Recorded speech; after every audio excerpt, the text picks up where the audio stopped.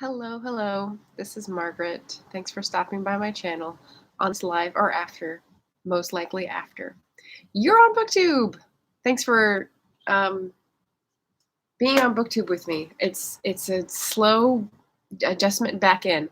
I traveled a long ways yesterday and then had to unpack and do a bunch of finance and bills, and it's just sort of picking up my life where it left off. Um, Today, and so I didn't do a video of this tag, so I'm going to do it live, and unfortunately it's late where Carrie is, so she's going to get this tomorrow, but I am finally doing Very Literary Carrie's JFK tag. So I just spent some time preparing for this, and some of these questions were actually pretty hard. So I'll do the tags up front so I don't forget. I am tagging Cynthia at Book Whimsy, because I think she'd get into like the dynasty and the scandal and the large cast of characters. I think I've heard her talk about that before. And then I thought I would choose someone from where JFK is from, Boston, which is Rachel Barenbaum, author of A Bend in the Stars. And then someone where JFK died, which is Texas. And that would be Meredith Phillips Wrights. So I don't know. I just thought that'd be strangely relevant for a JFK tag. JFK, for anyone not familiar, is John F. Kennedy. The 22nd. Oh man, I used to know this. Anyway, President of the United States in 1963 when he was assassinated. Carrie has an obsession with his life and works and the assassination, and so she came up with this great original tag. So let's go. Question number 1. Tenuvus and one more. Rose and Joe Sr. had a boat called Tenuvus to signify the 10 members of the Kennedy clan. With the birth of Ted, the family named another boat One More. What book with a large cast of characters would you recommend? So I thought, and then I just started going through my bookshelf. And I had one that was pretty recent, which is, Brittany will love me for saying this, she didn't enjoy the book we buddy read, but I did. The Luminaries by Eleanor Catton. It is a very large cast of characters. She has upwards of 20, and there's no key. So you got to really stay focused when you're reading this, because it's like a ever-widening nautilus shell of people, and you don't even know what the central event is from the beginning. But I found it really a slow thriller, if you know what I mean. Question number 2. 35th. Thank you. Kimmy's Corner with the answer. I was like, 35? No, that's how old he was when he was president. You're right, 35th. Thank you. And Sandy's on. It's super late where Sandy is. Oh, maybe not super late, just before midnight. Hi, guys. How you doing? Question number 2 is PT 109. What is your favorite book featuring a harrowing survival, rescue, or war story? And this was hard because I don't really read war stories. I thought about The Narrow Road to the Deep North, but I wouldn't call it a favorite book by any stretch of the imagination. So I went for the rescue, and Sunshine by Robin McKinley starts out with a daring rescue, and then it just like stays tense, stays thrilling, stays hilarious from there on. So once again, I haven't recommended it in a while, but I'll recommend it again. Sunshine. Oh, I had the books and I forgot to show them. Sunshine by Robin McKinley. So there, that's the intriguing look there. Cammy's saying, he's my fave. I'm obsessed with his presidency. Oh, well, maybe you need to do this tag. I put the link in there from Very Literary Carrie. If you do not know her, you should definitely check her out. She does lots of JFK-themed readings and prompts and discussions. So, yeah, you should definitely check her out. Yeah, it is a pretty cover. Sandy is somewhat late, close to midnight. I might not be on for long. That's okay. It is a school night, as we might say. Question number 3, Addison's, and there's 10 questions for those of you wondering how long this will go. It can't go too long because batteries. Question number 3, Addison's disease. What is your favorite book that deals with disease or the medical field? This is another one I had a hard time finding. Scan the shelves. Like, there's a couple books on medical stuff that I want to read, but haven't read yet. So what did I go with for this one? Oh, yeah. I went with the mental health option. And this is called How to Not Always Be Working. And you may think this is funny because I've been unemployed for a little bit. This was bought maybe 3 years ago and when I had like 3 jobs. So it's a toolkit for creativity and radical self-care by Marley Grace. And as you can see, it's a very small book, but it's one of these little bit of a workbook, little bit of a like stunning statements to make you stop and think about, oh, maybe I should rethink this basic truth of my life kind of stuff. So I really enjoyed it. It's very simple, but really good. Cammie saying I need to check her out for sure. Thanks for the info, of course. And Marilyn's on aloha. Okay, so it's earlier. It's not dark yet in Hawaii. That's nice. So I've got people from all over. I feel like we're holding hands across the world. So nice. All right, so that's my mental health question. Number 4 is Camelot. What real or imagined dynasty would you like to read more about? And dynasty. I didn't really have a good answer to this. I don't really enjoy reading about royalty like the Medicis or the Hohenzollerns or whatever. But when I thought about a group of people over time that I'd like to learn more about, I thought about shepherds. I've got a couple books that are about shepherd culture and sort of what the isolation does, what it does to the environment, how it's evolved with the landscape changes and everything. And it seems really interesting. I don't know. So there you go. The Shepherd Dynasty. Question number 5, High Hopes. Frank Sinatra re-recorded this song for Kennedy's 1960 presidential campaign. If you ran for office, what would your campaign song be? And I do really like High Hopes, the new version from, is it the Jonas Brothers, or it's like two brothers that are singers, not 3. I can't remember who it is. Okay, Cammie, if you know this one too, shout it out. Yeah, it's really like high octane and fun. It's not sort of like swingy like the Sinatra one. But this was an interesting question. Let's see, campaign song. Oh, I chose one from the new Newsies the Musical, which is Watch What Happens. And basically, it's a gutsy girl reporter who's trying to sleuth out injustice and make the mighty crumble and fight for people's rights. And so I was like, yeah, but she's also terrified that she's going to do something wrong and just ruin the chance forever. So yeah, pretty valid. That tracks. All right, question number 6. Yeah. We choose to go to the moon. Name the last book you read that was set in space. And I don't really read sci-fi. So I'm going to take this as a liberal interpretation of the word space and say 10,000 Doors of January by Alex Harrow, which I just read last month, is about space because there's portals that go through to worlds that like are settled next to each other.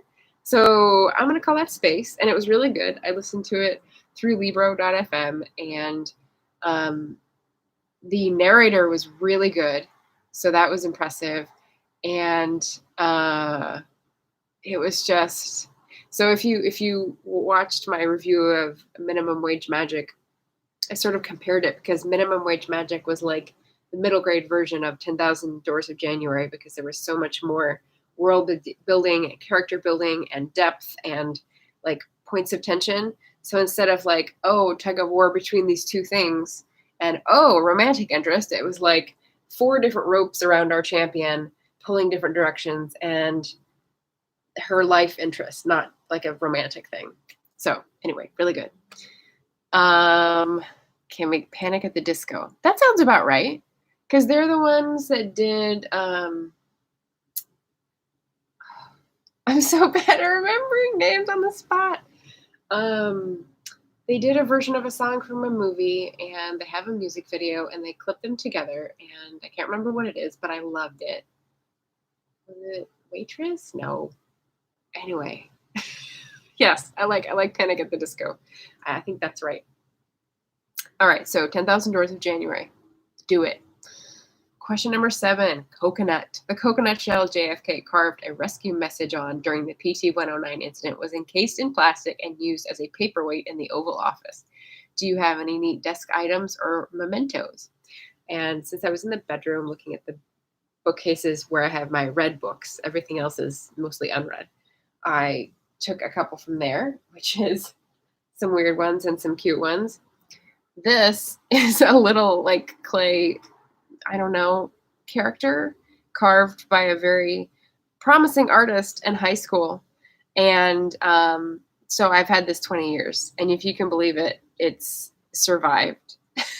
And if anyone knows the creator of this little character, let me know, because I've been, always trying to get back together with friends that I knew from high school.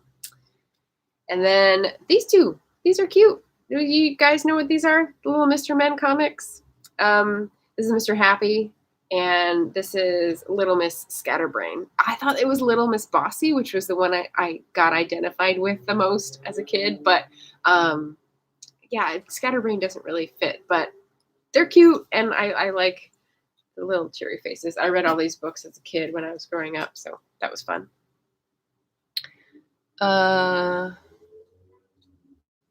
You meant read books, and I'm imagining your bedroom filled with only read books. Well, I mean, if you want to go the sexy route, read books are where it's at. That's why it's the bedroom, Kimmy.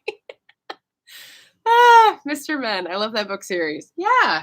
So I know they have the whole thing. It's like Beanie Babies. You can really go crazy, but I just have two. So yeah. So that's my desk item. Question number 8, scandal. What personal or political scandal would you like to read more about? And, first answer is that I'm not really a scandal person. I don't read gossip stuff. I don't read US Weekly. Like, I've never been into the, sniping back and forth. But, what would be really great is Dark Money 2, The Trap. So there's a book called Dark Money by Jane Meyer, and it's about how a certain group of people have financed the takeover of our government and, go use these secret back channels to control campaign contributions and who gets put in what positions and who makes decisions, and basically the reason why we have so little choice in our politicians. And that needs to be reversed. So if we could set a trap for that dark money and then snap it, that would be an expose or a scandal report that I would love to read about. Yes. Hey, and Shay's here too. Shay is in the house. Good evening. I'm just going live because it's been a crazy weekend of driving and unpacking, and there's crap all over. So I'm getting in my Sunday video this way. All right, that was scandal. 9. Question 9 is the Peace Corps. What book made you a better person? Well, I could say that every book makes you a better person because reading is good for you. But the answer I came up with was a book called 3 Black Skirts by Anna Johnson. And hold on. It was like a square pink book, and I remember getting it in a mall.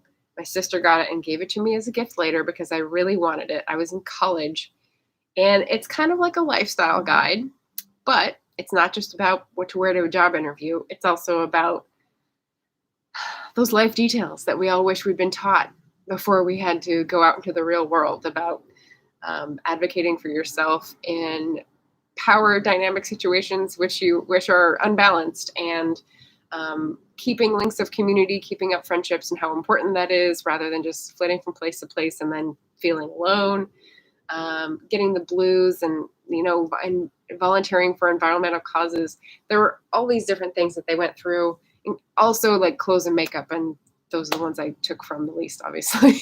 But it was just a good point in my life to start thinking about those things and then carry them through the rest of my life, going, oh, but what about this? And, sort of have a better filter on the world. Shay says, I'm completely understand. I'm going to be moving to this format too. Well, yes. Well, usually book tags are probably not recommended for lives, but okay, short. Last one. Conspiracy? ? What are your thoughts on the Kennedy assassination? And here's my prim little reminder. Actually, no, I have 2. I have a little anecdote. I had a 7th grade teacher, Mr. Palashevsky, who was obsessed, just like Carrie, with JFK and the assassination and theories and all that stuff. And so he did like a special unit on it, and was always game to talk about this with students. And so I remember him very fondly as like a very sweet, funny, tall, balding, amicable teacher. But I never understood that part. But my, primer side is saying conspiracy.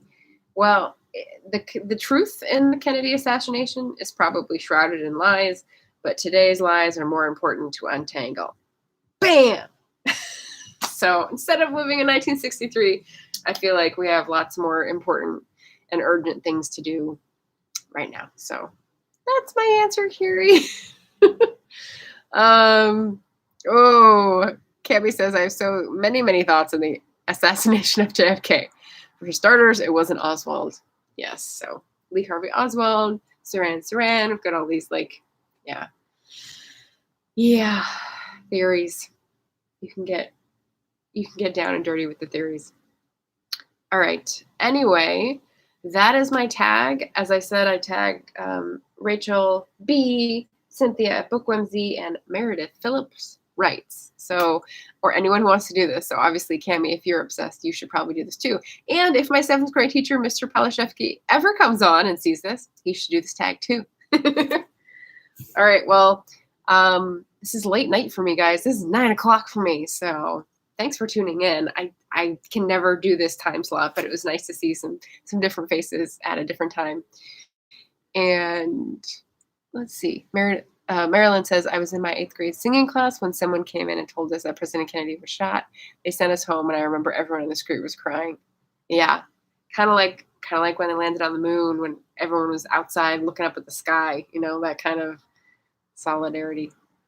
Cammie says, that was fun. Nice to see your face again. I would love to. Good night, my friend.